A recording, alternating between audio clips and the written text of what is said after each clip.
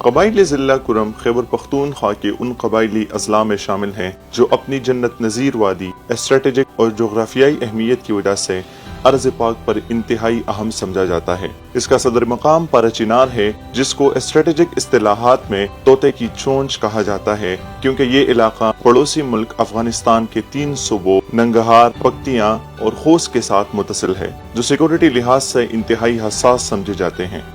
ایک وقت تھا جب اس سرزمین کی زرخیزی اور خوبصورتی دہشت گردی کی آگ سے خاکستر ہو چکی تھی، لیکن پھر کیا ہوا؟ پاکستان کے جان بازوں نے کمر کس لی، پوری قوم نے ہاتھ اٹھا کر دعائیں دیں، سیکورٹی اداروں، علاقائی مشران اور حکومت نے مل کر دہشت گردوں کا مقابلہ کیا، جس کی وجہ سے دہشت گردی کی کمر توڑ دی گئی اور ضلع کرم کے کونے کونے میں امن کی صدا گونج اٹھی۔ امن بحالی کے بعد یہاں کے انفراسٹرکچر اور دیگر ترقیاتی منصوبوں پر توجہ مرکوز کی گئی۔ حکومت اور پاک فوج کے تعاون سے 9 ڈیف کی نگرانی میں 7 انجینئرز نے ترقیاتی منصوبوں کا آغاز کیا۔ تعلیم کی مد میں اگر دیکھا جائے تو گورنمنٹ پرائمری اسکول چلامئی لوور کرم، گورنمنٹ پرائمری اسکول قصب علی امین لوور کرم، گورنمنٹ پرائمری اسکول ترئی سینٹرل کرم، گورنمنٹ پرائمری اسکول کراٹ اور گورنمنٹ مڈل اسکول ترئی کے منصوبے مکمل ہو چکے ہیں، جہاں پر مقامی بچے زیور تعلیم سے آراستہ ہو رہے ہیں۔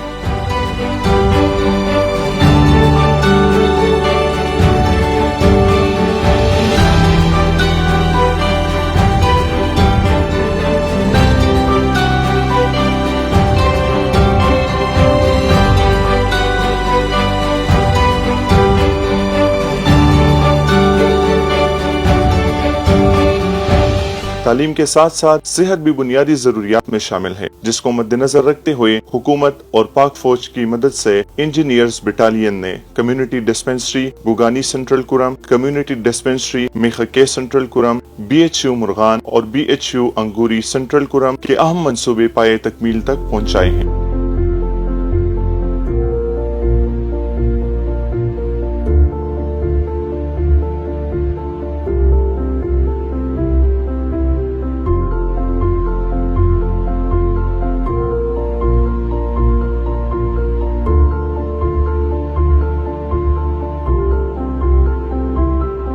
قبائلی ضلع کرم میں صاف پانی کا مسئلہ برسوں سے چلا آ رہا تھا۔ عوام کو صاف پانی کی فراہمی یقینی بنانے کے لیے اپر کرم کگوگا، ارشد آباد سوگو کلی، راجہ کوٹ، غشہ کلی، کالج کالونی، سپن خیل بانڈا، جبکہ لوور کرم کی پیر